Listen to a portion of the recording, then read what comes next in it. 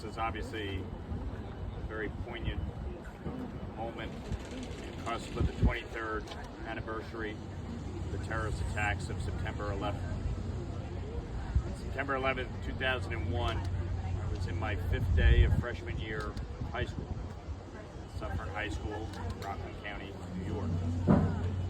And I remember vividly sitting in my Spanish language class when the announcement came over the loudspeaker about first plane hitting the North Tower and the pandemonium that ensued. Nobody had the level of access to cell phones and the ability to text message and get in immediate contact as we do today. So many of my fellow classmates and I were concerned about where our parents were, what was happening in that moment. And you think 23 years later, and we are still dealing with the effects of that fateful day. We are still losing first responders, construction workers, sanitation workers who were down on the pile at ground zero to 9/11 related illnesses.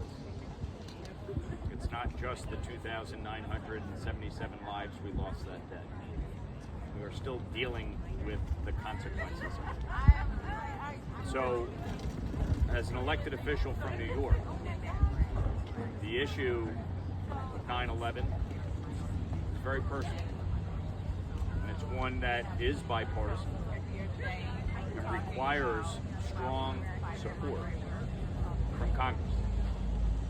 And so, over the many years since, we've had many members of Congress champion different legislation and take up this mantle.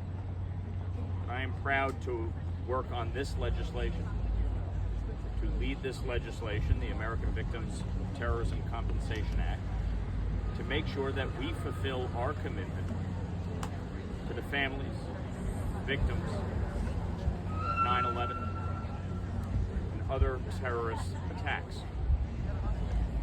So it is critically important, as we approach the 23rd anniversary tomorrow, that we get this legislation passed. This should have broad bipartisan support. These families deserve an answer. So I'm calling on leadership in both the House and the Senate to bring this bill to the floor for a vote.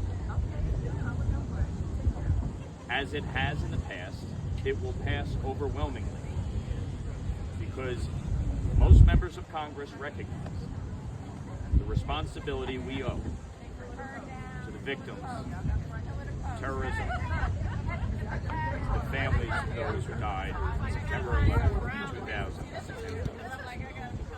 So this is our commitment, and we will fight to get this done immediately.